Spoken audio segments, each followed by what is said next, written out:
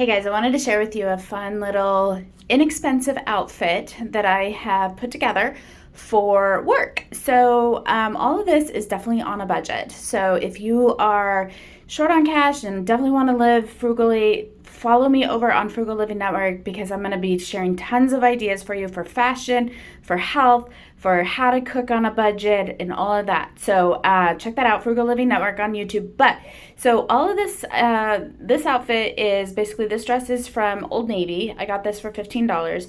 These little tights I got for $6 from Old Navy, which are so cute. Shoes I never go cheap on. These are actually sandals from Nordstrom Rack. So probably a little later, like September, October, I'll start wearing cute little boots with it. This backpack, if you can see, I actually got this from Amazon for like $30, which I love. This is a Dollar Tree scarf. I cannot believe it. This find of little cardigan, I actually got this from Goodwill, which is crazy. I love it.